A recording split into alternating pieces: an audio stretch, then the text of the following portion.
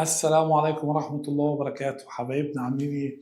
هنبدأ النهارده يا باشمهندس. بص، ورشة الحل على الأعداد المركبة الجزء الأول. الله المستعان. هو في جزء تاني؟ يا معلم، بتاع العمليات.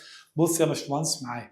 أول حاجة في الجزء الأول ده احنا كنا واخدين ت بتساوي ايه؟ قال لي بتساوي جذر -1، صح يا باشا ولا ايه؟ الله.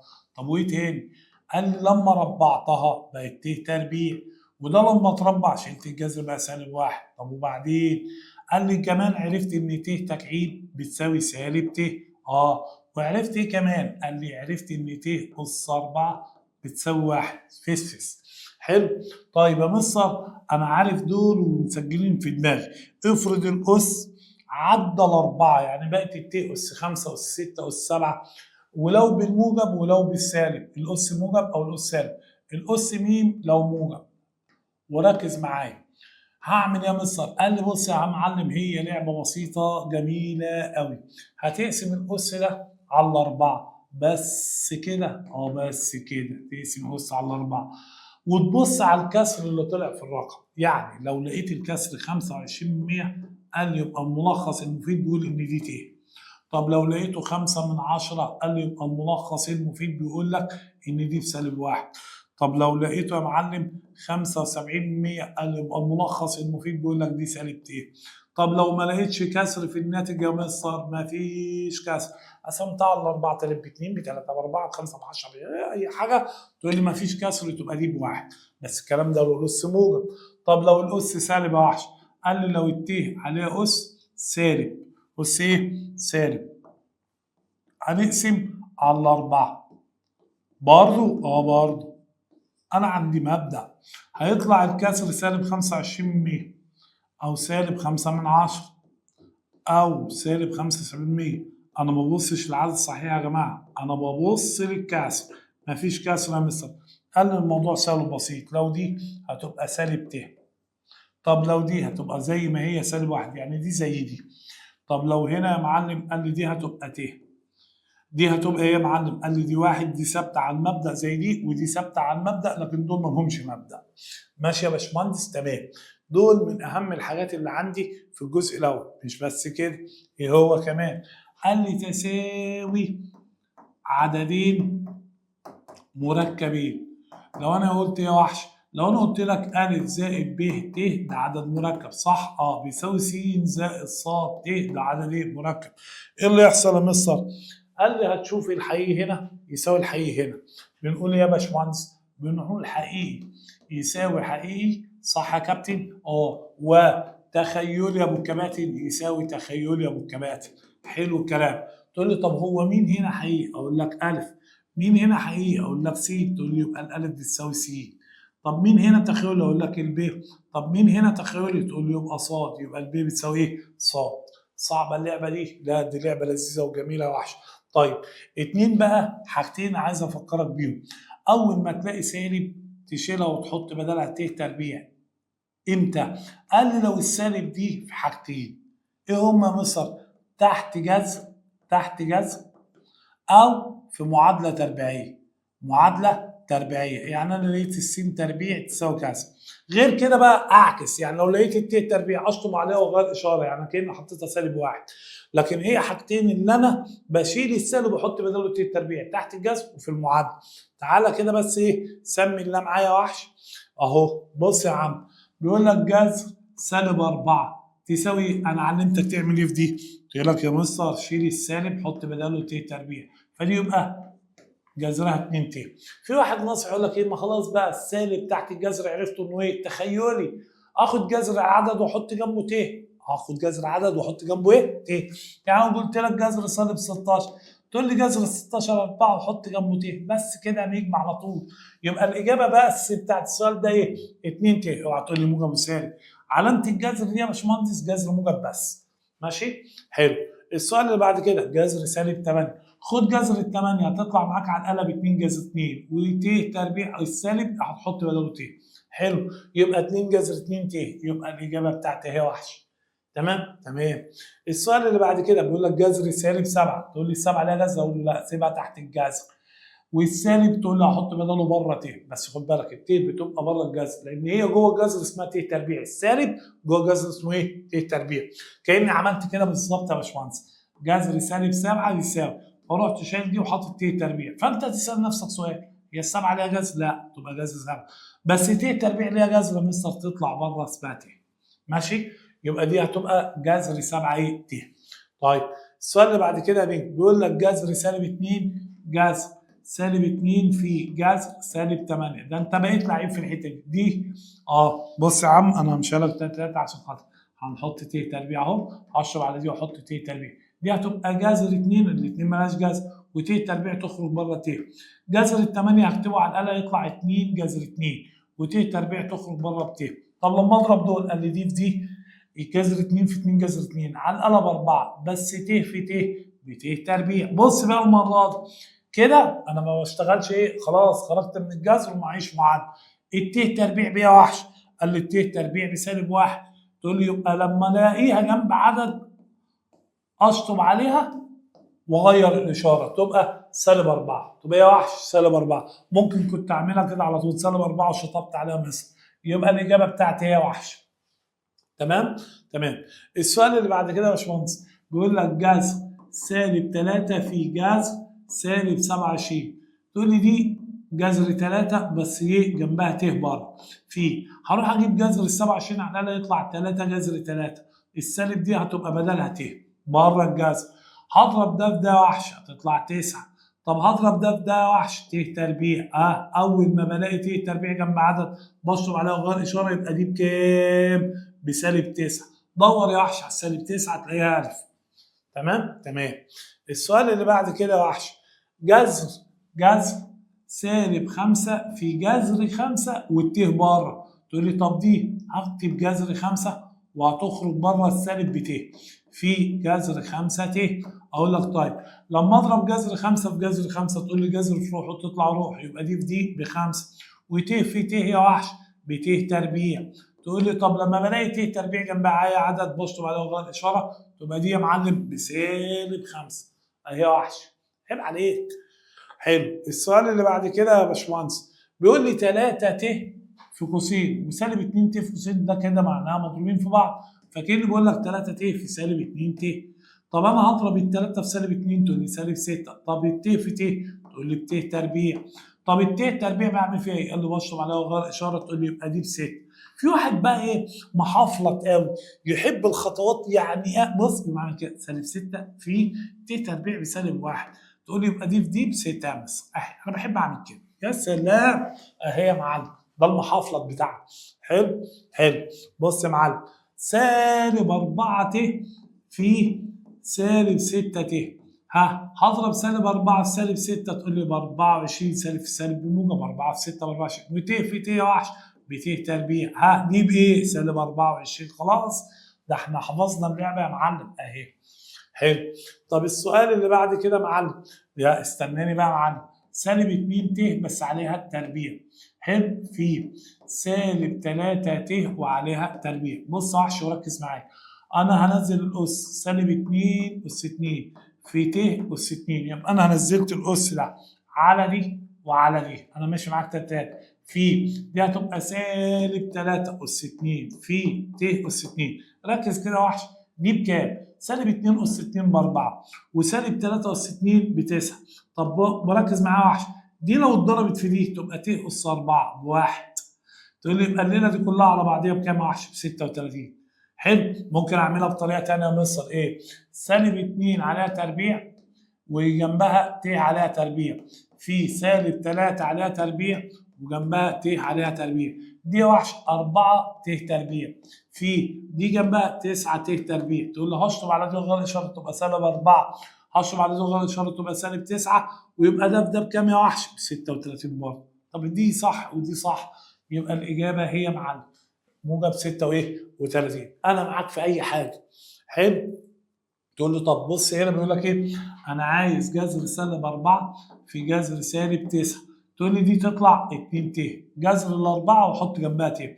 طب في دي هتطلع 3 ت، ده انت بقيت اسطوره. 2 في 3 ب6 وت في ت بت تربيع. بعمل ايه لما بلاقي ت تربيع؟ اشطب وغير اشارته اللي يبقى -6 خلاص. يبقى الاجابه بتاعتي هي وحش. تمام؟ تمام. السؤال اللي بعد كده يا باشمهندس بيقول لك مجموعه حل المعادله. تقول لي تعال. بيقول لك س تربيع زائد 1 تساوي 0. لما اجي احل معادله زي دي المفروض ده يخرج بره بعكس الاشاره، فيبقى س تربيع بتساوي -1. طب انا ايه ده احلها ازاي دي؟ زمان كنا بنقول فاي عشان كان بيقول فحاه، هنا ما قالش فحاه. تقول لي طب اعمل ايه يا مستر؟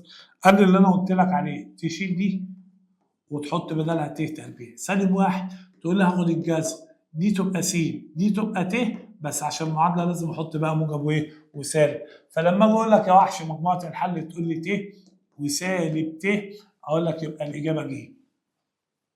حلو؟ ركز يا نجم.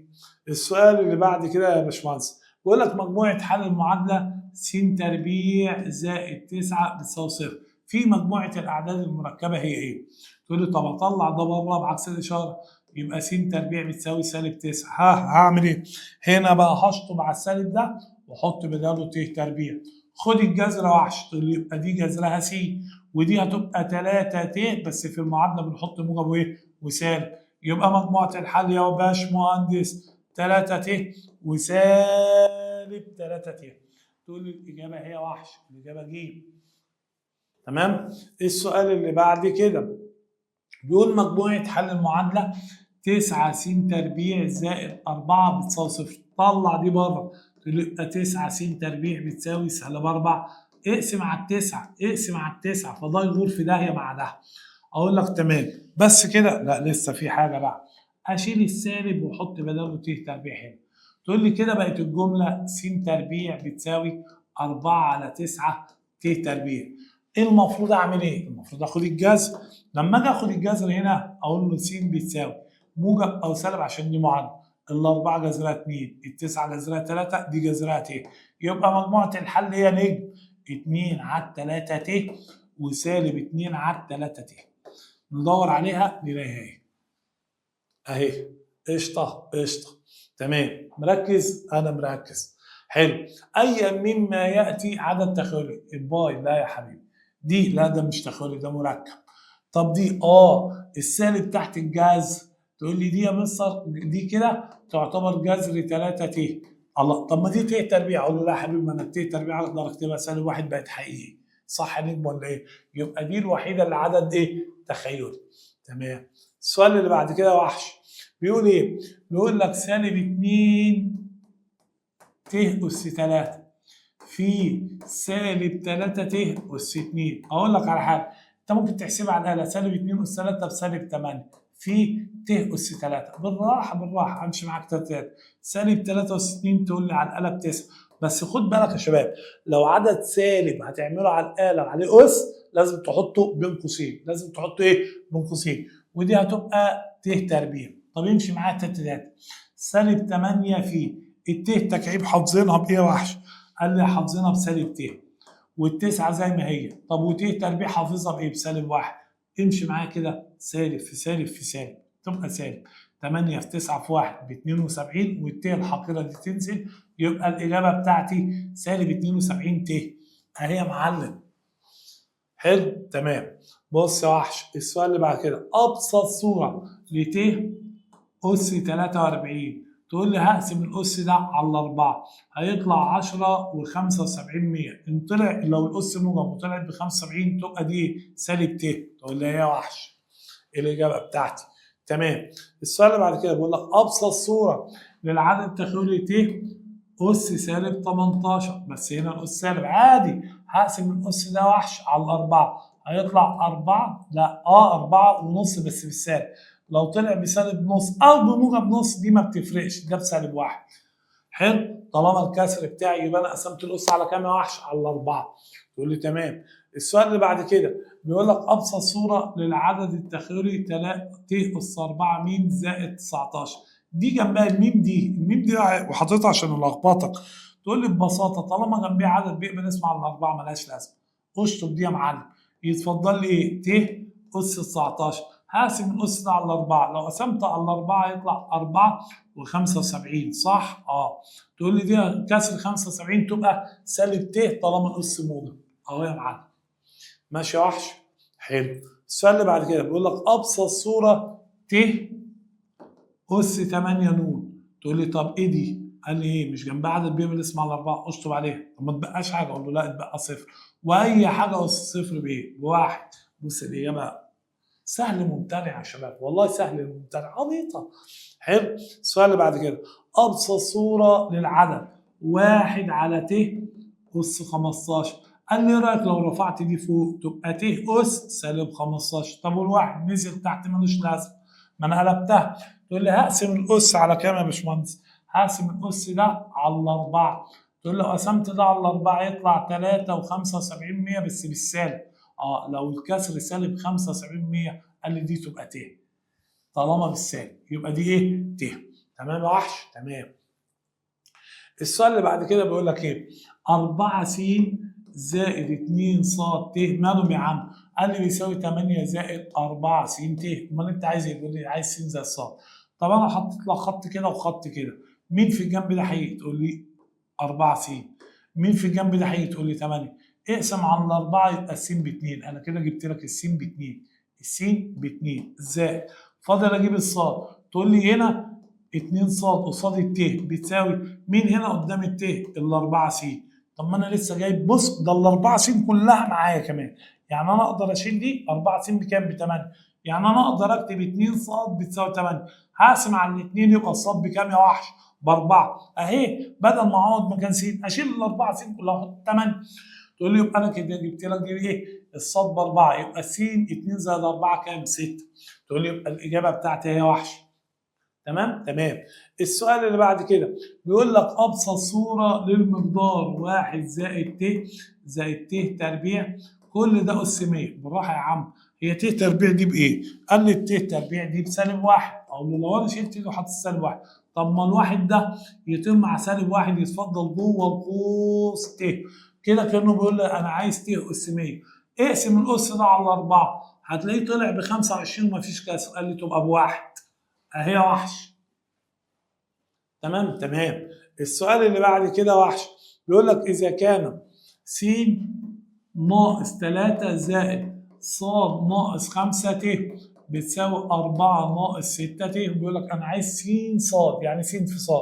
تقول لي طيب أنا لو حطيت لك خط هنا كده وخط هنا كده قلت لك مين في الجنب ده هيجي؟ تقول لي س ناقص 3. اشمعنى؟ ما فيش في وشها ت.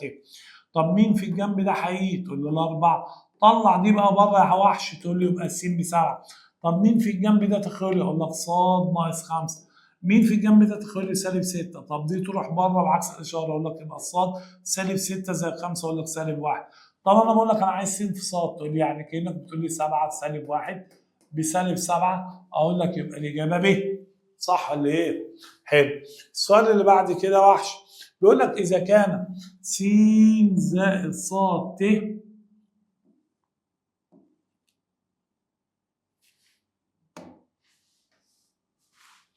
بيقول لك يا شباب إذا كان س زائد ص ت بتساوي الجذر سالب 8. عايز السين والصاد. طب استنى يا وحش، س زائد ص ت هي دي خدناها لوحديها كده، نقدر نشطب على السالب نطلعها جذر ال 8 2 جذر 2 ودي السالب بيخرج بره ت صح؟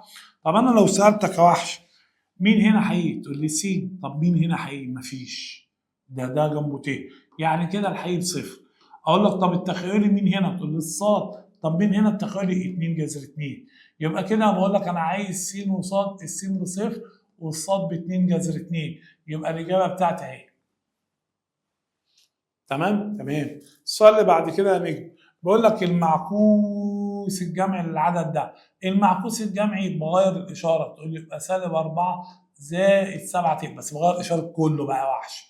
تقول لي يبقى دي هتبقى الاجابه بتاعتي اللي هي ب سالب 4 زائد 7 ت. طيب السؤال اللي بعد كده بيقول لك ايه؟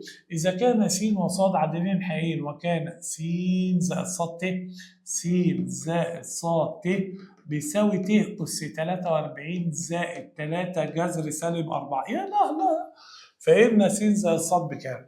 يا عم ده أنا بحلها بالعافية. قال لا يا حبيبي ما تحلهاش بالعافية، أنت أذكى مخلوقات ربنا إن شاء الله.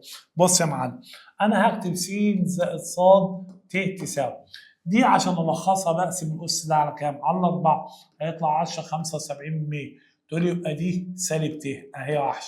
هاجي الحتة دي يا وحش 3 مضروبة في الجذر، سيب التلاتة جذر سالب 4. تقول لي جذر الأربعة ب2 بس السالب بيخرج بره ت. أقول لك تمام. تقول لي يبقى س زائد ص ت بتساوي سالب ت، دول لو اتضربوا في بعض يبقى 6 ت. لو أنا قلت لك جمع لي دول يا وحش تقول لي يبقى 5 ت. يبقى كأني بقول لك س زائد ص ت تساوي 5 ت. طب هاجي أقول لك مين هنا حقيقي؟ تقول لي س. مين هنا حقيقي؟ أقول لك صفر مفيش. طب مين هنا تخيلي؟ أقول لك ص. طب مين هنا تخيلي؟ 5. يبقى الس بصفر الصاد ب5. فهو بيقول لك س زائد ص تقول له صفر زائد 5 ب5. حلو الموضوع، اهي الاجابه يا وحش. تمام تمام. السؤال اللي بعد كده بيقول لك أ وب يحققان المعادله 12 زائد 3 أ ت بتساوي 4 ب ناقص 27 ت. عايز الألف والب. ألف والب أقول له طب استنى، هو مين هنا حقيقي؟ قال لي 12. مين هنا حقيقي؟ الأربعة ب. أقول له الأربعة ب بتساوي 12. اقسم على الأربعة يبقى الب بكام؟ ب3. طب مين هنا تخيلي؟ أقول لك التلاتة ألف اللي قدام الت. طب مين هنا تخيلي؟ اوعى تقول لي 27 سالب 27. اقسم على التلاتة وحش على التلاتة وحش، فدي تروح مع دي يبقى الألف بتساوي ده على ده سالب 9. يبقى المفروض أ وب أ وب سالب 9 و3 اللي هي الإجابة ج. تمام تمام يا معلم. السؤال مفيش السؤال خلص. احنا بفضل الله كده خلصنا الورشة تمام التمام، حلوة وجميلة وزي الفل. أشوفك في الفيديو القادم. السلام عليكم ورحمة الله.